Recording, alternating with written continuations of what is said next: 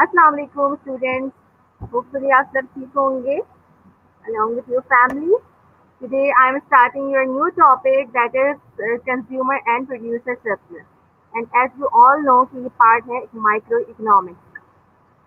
That is the very important topic as well as the most interesting topic in microeconomics. क्योंकि इससे आपको अगर आप if you want to be a businessman, if you want to be a consumer, as you are in the category of consumer, तो हम ये कहते हैं कि उस कैटेगरी में लाए करने के लिए हर एक कंज्यूमर प्रोड्यूसर को पता होता है कि वो किस तरीके से प्रॉफिट गेन कर सकता है। कंज्यूमर का प्रॉफिट जो होगा वो उसकी सेटिस्फेक्शन होगी after consumption of the particular commodity. Like अगर एक पर्सन है वो स्पेंडिंग कर रहा है किसी भी पर्टिकुलर कमोडिटी को लेकर, तो उससे उसको कितनी सेटिस्फेक्शन मिल रही है, तो वो सेल्फ सेटिस्फेक्शन भी एक तरह की प्रॉफिटेबिलिटी होती है उस कंज्यूमर के लिए। And if I am talking about the producer side, तो इन दैट पर्टिकुलर केस आपके पास क्या सिनेरियो आता है, आपके पास ये सिनेरियो आता है कि जो है एक प्रोड्यूसर है वो प्रोडक्शन कर रहा है, सेलिंग कर रहा है अपने प्रोडक्ट्स की। तो इन दैट पर्टिकुलर केस वो जो भी गेन करेगा दैट इज हिज और हर प्रॉफिट। ठीक है, तो आज की जो क्लास है हमारी वो प्योरली जो है वो बेस कर रही है कि कंज्यूमर साइड अगर अपने आप को फुली सेटिस्फाई कर सकता है तो वो कौन सी प्राइस होगी जिसमें वो फुली सेटिस्फाई हो, और ना सिर्फ वो सेटिस्फाई हो बल्कि प्रोड्यूसर भी उसके साथ साथ सेटिस्फाई हो रहा हो। ठीक है, consumer surplus and producer surplus is something कि आप मतलब कंज्यूमर ने जो एक्सपेक्टेशन नहीं की थी उससे कम कीमत में उसको बहुत अच्छा मिल जाए, तो वो उसकी जो सेटिस्फेक्शन लेवल होती है, उसका जो पैसे अमाउंट जो होती है वो जो बच जा रही होती है, तो that is called consumer surplus. Like आपने एक हम एग्जाम्पल ले लेते हैं, लाइक रिक्शा ड्राइवर। आपने ये एक्सपेक्टेशन की थी एज अ कंज्यूमर कि मैं इसकी सर्विस जब अवेल करूंगी या करूंगा तो मैं मतलब पीसीएचएस से अगर मुझे जो है वो सदर जाना है तो आई विल पे 200 रुपीज़। ठीक है, तो आपने ये अपने माइंड में बनाया हुआ था, और जो रिक्शे वाला था उसने एज अ प्रोड्यूसर उसने कहा था जब मैं ये सर्विस सप्लाई करूंगा तो मैं जो है वो 150 से कम नहीं लूँगा। ठीक है, तो जब आप उनके पास गए और आपने उनसे नेगोशिएशन किया तो उसने सबसे पहले टू मतलब उसने 150 आपसे कहे कि भाई मैं सदर तक 150 लूँगा, तो it will give you another satisfaction. आपने एक्सपेक्ट किया था कि यार मैं 200 से ज़्यादा नहीं दूँगी या नहीं दूँगा, लेकिन हुआ क्या, आपने पेमेंट की 150 रुपये की, तो 50 रुपीज़ यू आर रिमेनिंग। वो क्या होगा, आपका कंज्यूमर सरप्लस। और प्रोड्यूसर सरप्लस क्या होगा कि लेट सपोज आप दोनों की बार्गेनिंग ये हो गई कि उन्होंने कहा कि आप 200 का ले रहे हैं और प्रोड्यूसर की एक एक्सपेक्टेशन थी कि नहीं 150 और उससे कम नहीं लेना है मैंने। तो वो जो 150 का आपके पास जो मार्जिन था वो प्रोड्यूसर के लिए क्या हुआ, उससे सरप्लस हो गया। क्यों हुआ, क्योंकि उसने ये एक्सपेक्ट किया था कि कम अज कम दो, मुझे 150 लेना ही है, उससे कम मैं नहीं लूँगा, जिसकी वजह से कंज्यूमर भी एग्री हो गया। तो जब दोनों एक ही प्राइस में एग्री हो जाए और सेटिस्फाई हो जाए तो that will be the condition which is called equilibrium, as we have already learn in demand and supply. तो बिल्कुल डिमांड और सप्लाई को लेते हुए हम जो है वो कंज्यूमर और प्रोड्यूसर सरप्लस की एक्सप्लेनेशन करेंगे इंशाल्लाह। Let's start with the slide. Consumer surplus. Consumer surplus is an economic measurement of consumer benefit. Consumer surplus क्या होता है, एक तरह की इकोनॉमिक मेजरमेंट होती है किसकी, कंज्यूमर की बेनिफिट की। ठीक है, लाइक आपको मैंने बताया ना कि आपने एक्सपेक्टेशन की थी कि मुझे 200 देने होंगे, लेकिन जब आप उसके पास गए तो उसने 150 मांगे, तो वो 50 रुपीज़ आपके लिए क्या है, कंज्यूमर के लिए बेनिफिट है। तो that is called consumer benefit, और we can say consumer surplus. Consumer surplus happens when the price that consumer pay for a product or service is less than the price they are willing to pay. Consumer surplus आप कब gain करोगे, जब भी कोई भी product या कोई भी सर्विसेज आप जो प्राइस आपने एक्सपेक्ट की थी अगर आप उससे लेस पे कर रहे हो, यानी आप जितना विलिंग थे पे करने के लिए, आप अगर उससे कम पेमेंट कर रहे हो, तो it will give to what, consumer surplus. ठीक है, ये मतलब हम ये कहेंगे कि नॉर्मल नेचर है किसी भी शख्स के लिए कि अगर वो मार्केट भी जाता है और उसमें एक्सपेक्टेशन की होती है कि मुझे इस क्वालिटी का और इस टाइप का जो है वो ड्रेस लेना है, और मैं ज़्यादा से ज़्यादा जो है मैक्सिमम जो है वो मैं 2000 में परचेज करूँगी। लेट सपोज जब आप मार्केट गए और आपको पता चला कि वो जो आपको पसंद आ रहा है ड्रेस, जो आपकी पूरी एक्सपेक्टेशन पे उतर रहा है, वो उस ड्रेस की जो प्राइस है वो 1500 रुपीज़ है। तो वो 500 जब आपके बचेंगे तो that is called consumer surplus, that gives you what, satisfaction, self satisfaction कि आपने 500 रुपीज जो है वो सेव कर लिए हैं। ठीक है, now come to the point. Through graph, इसकी एक्सप्लेनेशन बहुत मैटर करती है। विदाउट ग्राफ जो है वो हम कंज्यूमर सरप्लस को एज सच कुछ खास एक्सप्लेन नहीं कर सकते, because we are studying in economics और हमारा जो टारगेट है वो माइक्रो इकोनॉमिक्स है, तो हर टॉपिक जो है वो बिल्कुल उस पर ग्राफ पे ही बेस कर रहा है आपका। अच्छा जी, जीरो से हमने ओरिजिन से स्टार्ट किया और ये आपकी क्वांटिटीज आ रही है हॉरिजॉन्टल एक्सिस में, जिसको आप एक्स एक्सिस कहते हो, वहाँ पर हमने क्वांटिटीज रखी हैं, और वर्टिकल एक्सिस में जिसको आप वाई एक्सिस कहते हो, we are taking here prices. ठीक है, नाउ आप देख रहे होगे ये आपके पास जो डाउनवर्ड स्लोपिंग कर्व है, this one curve which is called D curve, that is called demand curve. Why demand curve is downward sloping? As we have discussed earlier कि आपके पास प्राइस एंड क्वांटिटीज का नॉर्मल कंडीशन में inverse relationship होता है, negative relationship होता है। यानी अगर प्राइस बढ़ेगी तो क्वांटिटी डिमांड रिड्यूस होगी, और अगर प्राइस कम होगी, डिक्रीज होगी, तो क्वांटिटी डिमांड इंक्रीज होगी। That is actually the relationship between price and quantity demand. And if I am talking about the supply curve, तो सप्लाई कर्व आपके पास अपवर्ड स्लोपिंग होगा, और यहाँ एस लिखा है, दैट इज शोइंग कि आपके पास सप्लाई कर्व है। Why supply curve is upward sloping? आपका प्राइस का और क्वांटिटी सप्लाई का पॉजिटिव रिलेशनशिप होता है। इसकी वजह ये होती है कि कॉस्ट, तो आपके पास हम ये कह रहे हैं कि other factors should be constant, यानी अगर कॉस्ट की मैं बात करूं तो वो कांस्टेंट है, लेकिन जब प्राइस किसी प्रोडक्ट की इंक्रीज होगी तो क्वांटिटी सप्लायर अपनी क्वांटिटी सप्लाई को बढ़ा देगा, because in that particular case he will earn profit. ठीक है, तो हम ये बात ध्यान में रखिएगा, this particular scenario, this particular variable is price, not the cost of the supplier. तो जब भी प्राइस बढ़ेगी तो सप्लायर जो है वो बेनिफिट में होगा, और जब भी कॉस्ट बढ़ती है तो सप्लायर को लॉस होता है। तो इन दैट केस हमने कहा प्राइस और क्वांटिटी सप्लाई का पॉजिटिव रिलेशनशिप है, क्योंकि प्राइस इंक्रीज होगी तो क्वांटिटी सप्लाई भी हमारी साथ साथ इंक्रीज होगी। दैट्स वाई आपका supply curve upwards positive slope. ठीक है, अब अगर मैं इसकी बात करूं इस वाले पॉइंट की, जहां पर से आपका डिमांड कर्व जो है वर्टिकल एक्सिस के पे लाई कर रहा है, वर्टिकल एक्सिस लाइन पे लाई कर रहा है, इसमें कह रहे हैं कि अगर $6 किसी भी कमोडिटी की प्राइस होगी तो वो जीरो क्वांटिटी डिमांड करेगा इस पॉइंट पर, और अगर जो है उसकी वो प्राइस जैसे जैसे $6 से डिक्लाइन होती चली जाएगी, वो कुछ ना कुछ क्वांटिटी डिमांड स्टार्ट अपनी कर देगा। एंड इन दैट केस अगर आपके पास जो प्राइस है वो $3 पे चली जाए, यानी $6 से $3 पे चली जाए, तो वो क्वांटिटी डिमांड कितनी करेगा? 1000 यूनिट्स, 1000 यूनिट्स की क्वांटिटी डिमांड करेगा। और फिर इसी तरह अगर $3 से भी लेस, सपोज $2 चली जाती है, तो वो अपनी क्वांटिटी डिमांड को क्या करेगा? 1000 से बढ़ा देगा। बिल्कुल उसी तरह सप्लायर ने भी ये किया है। सप्लायर ने कहा है कि भाई आपकी जो क्वांटिटी सप्लाई है, अगर वो आपके पास प्राइस जीरो होगी तो मैं कोई क्वांटिटी सप्लाई नहीं करूंगा, या प्राइस अगर थोड़ी सी भी $1 मतलब पॉइंट सेंट मतलब कुछ सेंट्स हुई आपके पास प्राइस, तो भी मैं कुछ चार्ज नहीं करूंगा। लेकिन जैसे जैसे आपके पास प्राइजेस इंक्रीज होना शुरू हो जाएंगी, आपकी क्वांटिटी सप्लाई भी क्या होना शुरू हो जाएगी? इंक्रीज होना शुरू हो जाएगी।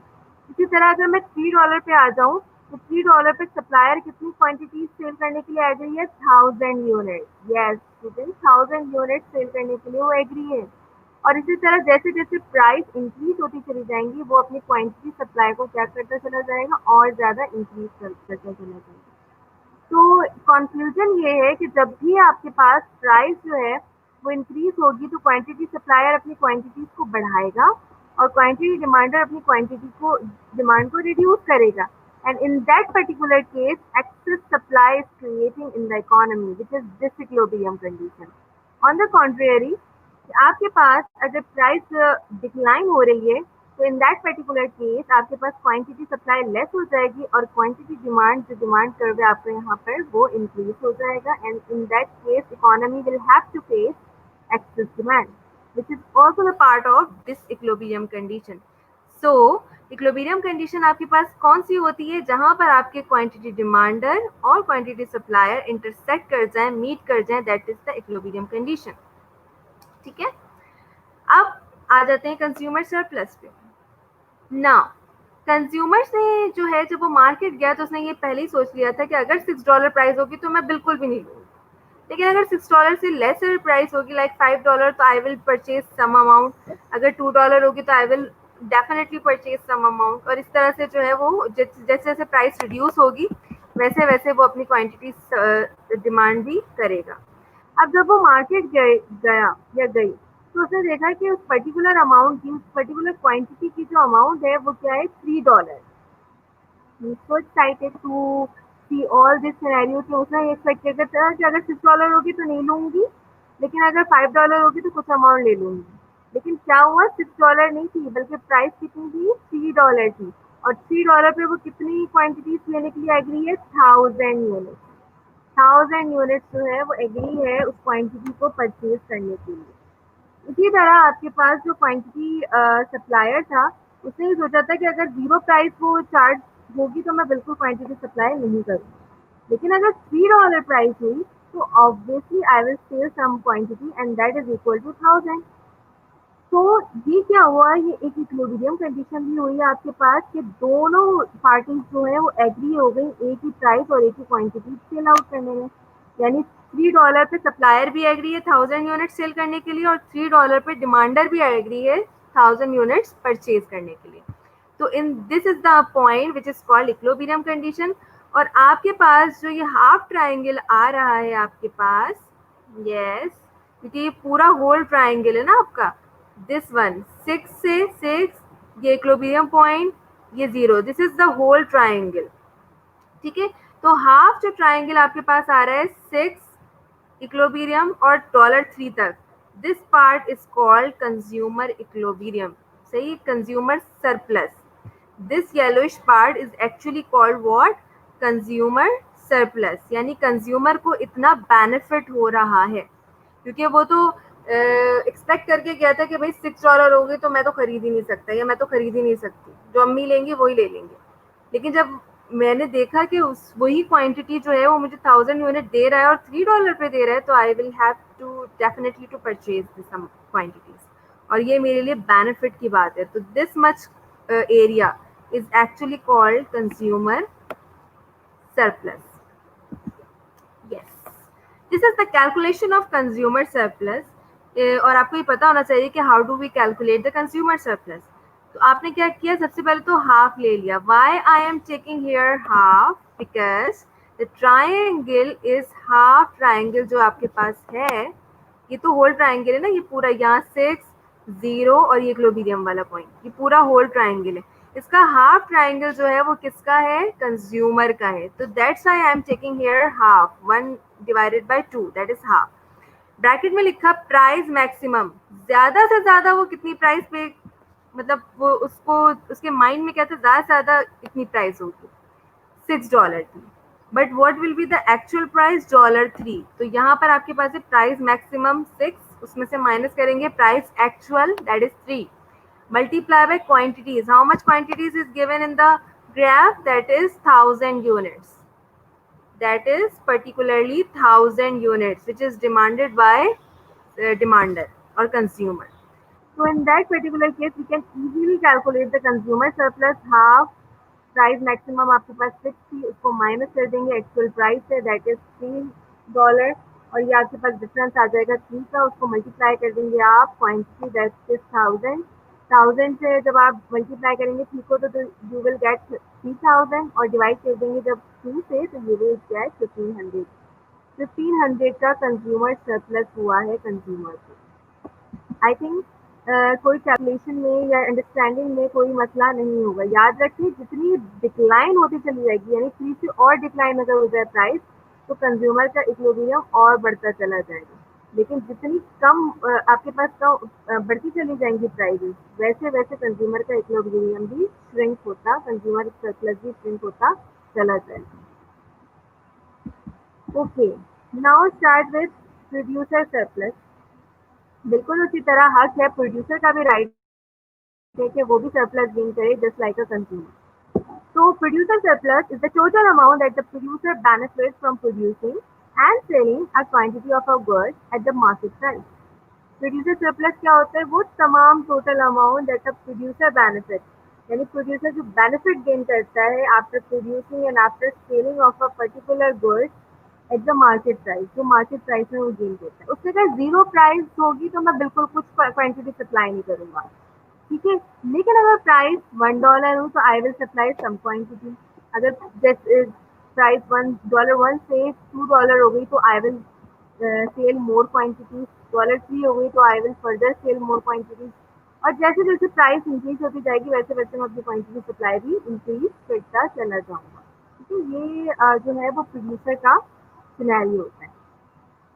Thus, the total revenue that a producer receives from selling their goods minus the total cost of the production equal to the producer surplus. Producer surplus हम किस तरह से गेन करते हैं कि आपका जो रेवेन्यू है, प्रोड्यूसर जो रेवेन्यू रिसीव कर रहा है कोई भी गुड्स या कोई भी सर्विसेज सेल करने के बाद, और जो भी रेवेन्यू उसका आता है उससे सबसे पहले तो वो डिडक्ट करेगा, माइनस करेगा अपनी कॉस्ट, जो भी उसको ड्यूरिंग प्रोडक्शन वो कॉस्ट बेयर करता है, लाइक लेबर की वेजेस देना, कैपिटल के लिए इंटरेस्ट देना, लैंड के लिए रेंट देना, और डिफरेंट चीज़ें. अगर टेक्नोलॉजी लेकर आनी है उस टेक्नोलॉजी की जो पेमेंट होती है आपके पास, तो जो भी कॉस्ट वो बेयर अप कर रहा है उससे माइनस कर देगा अपने रेवेन्यूज को. तो whatever the value, if the value is in positive way, तो it will be called producer surplus.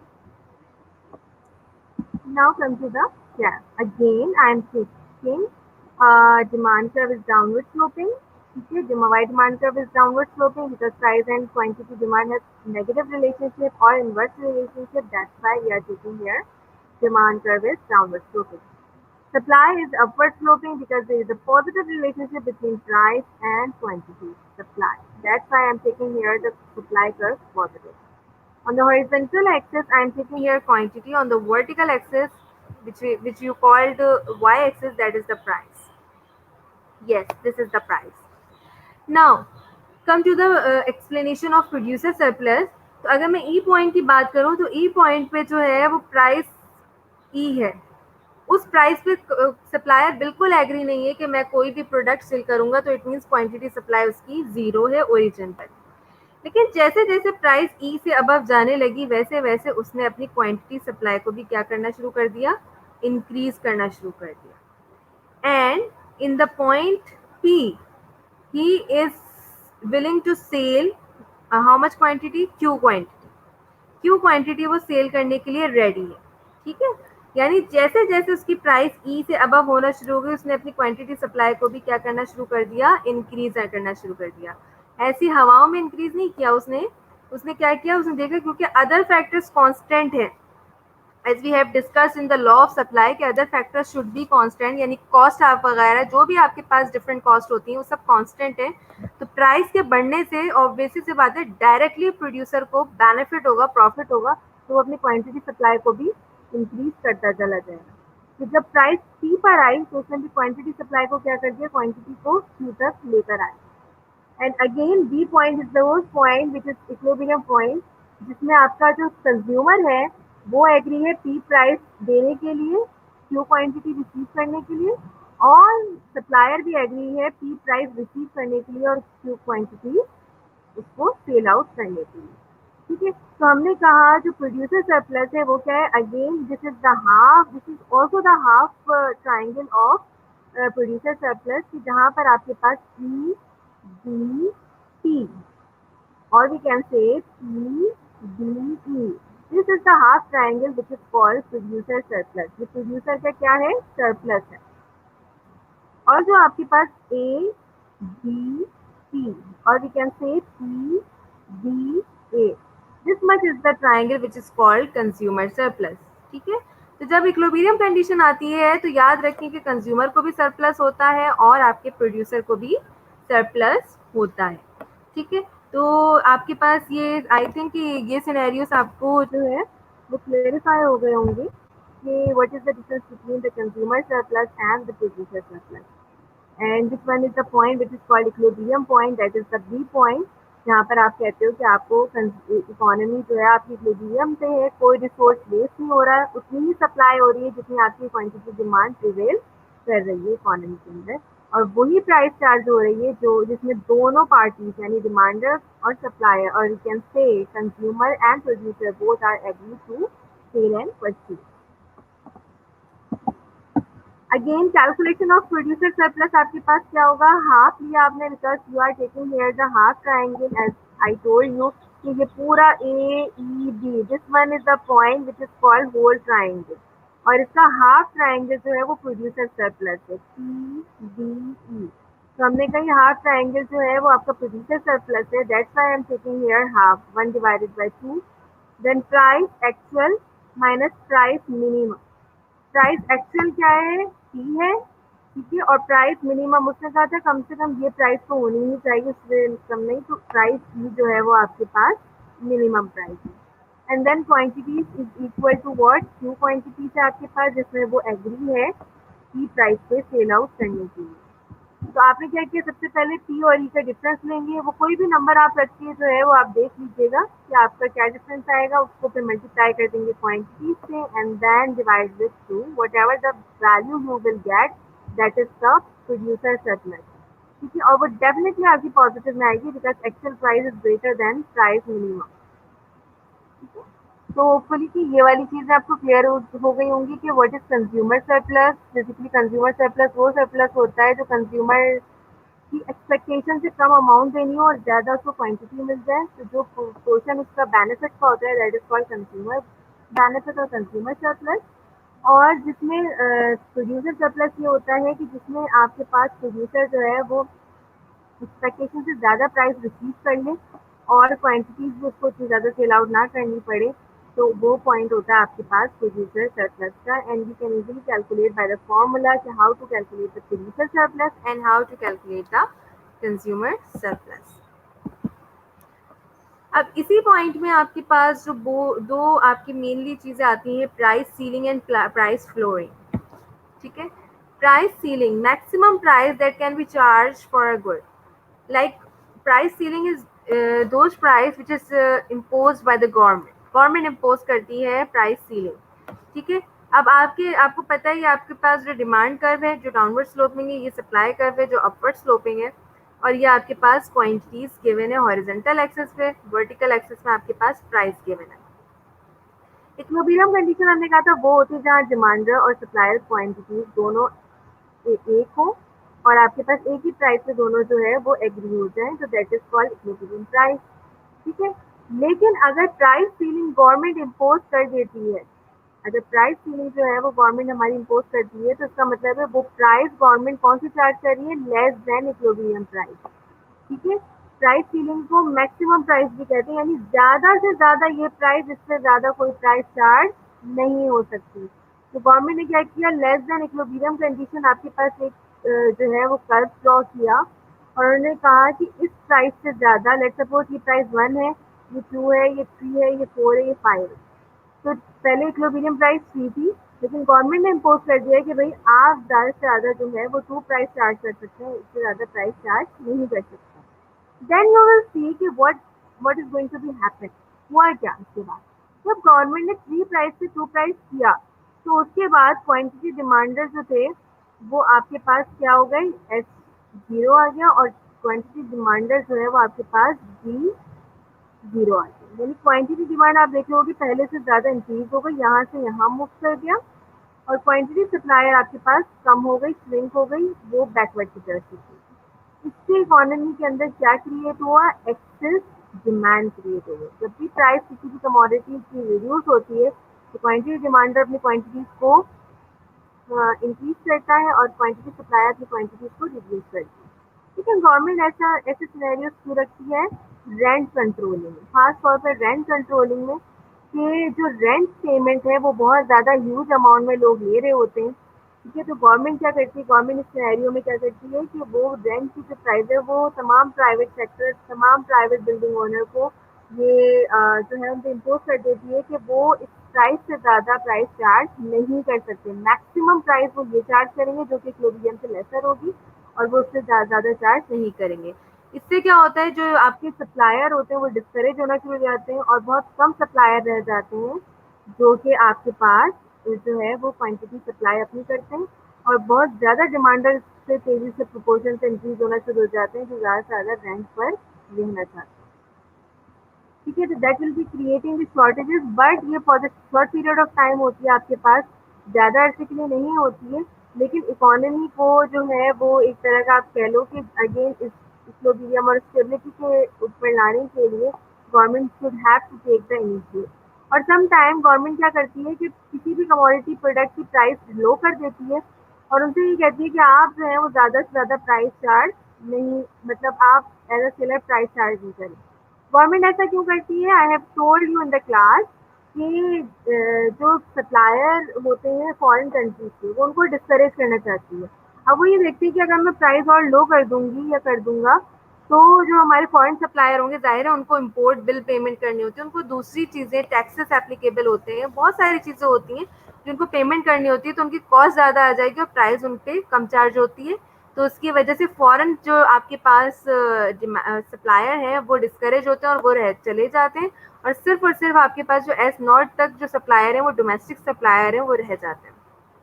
ठीक है, और यहाँ पर क्वांटिटी डिमांड जो होती है वो आपकी फॉरेन से भी आना शुरू हो जाती है, बिकॉज प्राइसेस रिड्यूस होने से न सिर्फ डोमेस्टिक डिमांडर बल्कि फॉरेन के डिमांडर्स भी आपके इंक्रीज होना शुरू हो जाती है। तो ये गवर्नमेंट का मोटिव होता है कि अपने सप्लायर्स को इंकरेज करना और फॉरेन कंट्रीज के सप्लायर को डिस्करेज करने के लिए वो प्राइसेस को भी लो कर देते हैं। देन प्राइस फ्लोरिंग, मतलब मिनिमम प्राइस, कम कम से कम प्राइस नहीं होनी चाहिए, इससे कम नहीं होनी चाहिए। इक्विलिब्रियम से जब भी गवर्नमेंट अबव प्राइस रखती है तो इसका मतलब है वो मिनिमम प्राइस रख रही है। मिनिमम वेज लॉ या मिनिमम प्राइस पे रखने का जो मकसद होता है गवर्नमेंट का, वो मकसद ये होता है कि अगर हम इक्विलिब्रियम से हाई प्राइस रखेंगे ना, तो होगा ये कि मैं सिर्फ उन वर्कर्स की हायरिंग करूंगी जो बहुत ज़्यादा एफिशिएंटली वर्क करें और जिनके पास डिफरेंट क्वालिफिकेशन हो, जिनको नो हाउ हो कि किस तरह से बेटरली तौर पर जो है वो मेरी बिजनेस को रन कर सकते हैं। गवर्नमेंट का मोटिव ये होता है कि अगर इकोनॉमी के अंदर अनस्किल्ड लेबर ज़्यादा है तो उनको स्किल बनाने के लिए गवर्नमेंट ये जो है मिनिमम वेज लॉ लगाती है या प्राइस फ्लोरिंग पीरियड लगाती है। वो उसकी वजह ये होती है कि सिर्फ और सिर्फ बिजनेस ओनर जो होंगे वो वर्कर्स हायर करेंगे जिनके पास स्किल्ड होंगे, तो वो कम से कम लेबर हायरिंग करके वो ज़्यादा से ज़्यादा प्रोडक्शन कर सकते हैं। बजाय इसके कि वो अनस्किल्ड लेबर को ज़्यादा हायर करें और ज़्यादा वेजेस प्रोवाइड करें। तो इससे क्या होता है कि आपके अनस्किल्ड लेबर भी मूव करते हैं different training, different education getting के लिए, और इस तरह इकोनॉमी जो है वो एक एजुकेटेड इकोनॉमी की लिस्ट में आती है। तो इन दोनों सिनेरियो से गवर्नमेंट के अपने लिंक्स होते हैं, गवर्नमेंट के अपने इश्यूज होते हैं जिनको रिजॉल्व करने के लिए गवर्नमेंट ये मिनिमम और मैक्सिमम वेज या प्राइस लॉ लगा रही होती है।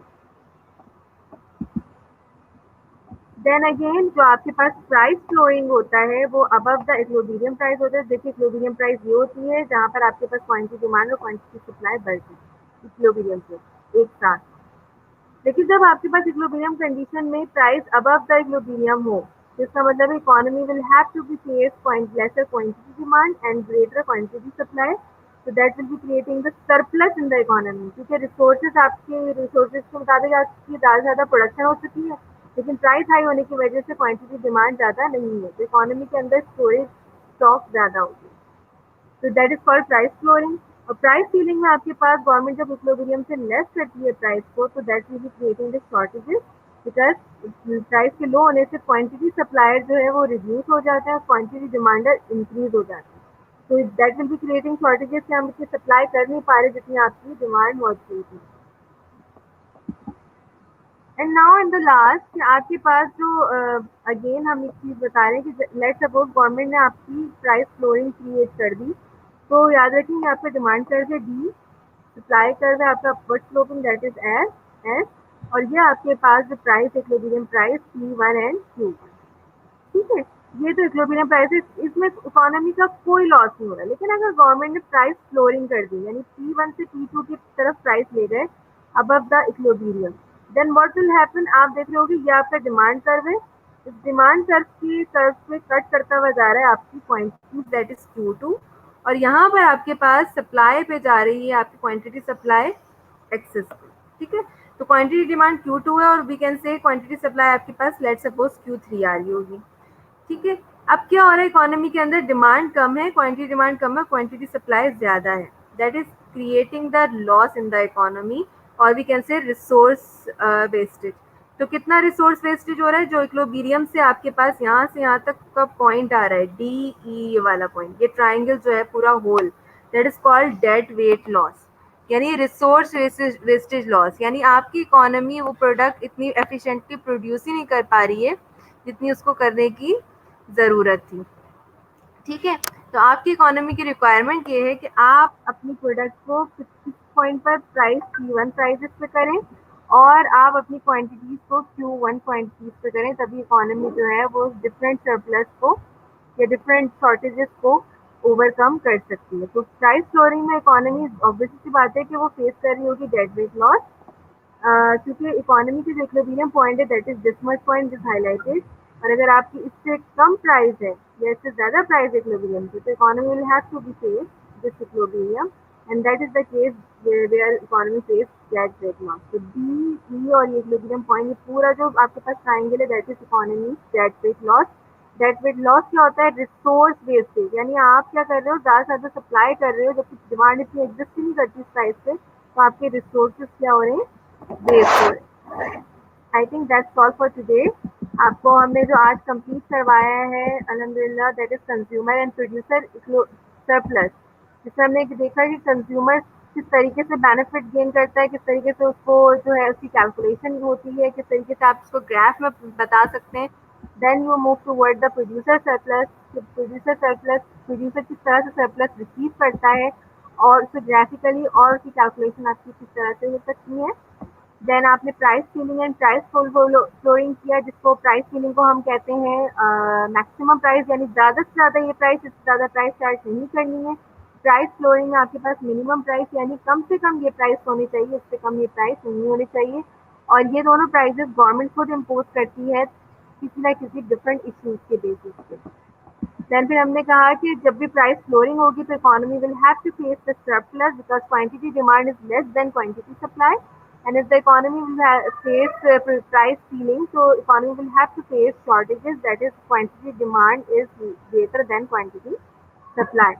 और फिर जब भी प्राइस फ्लोरिंग या प्राइस सीलिंग होगा तो economy will have to face the loss, that is resource loss. Thanks a lot, thanks for listening me. अपना बहुत ख्याल रखिएगा, अल्लाह हाफ़िज़।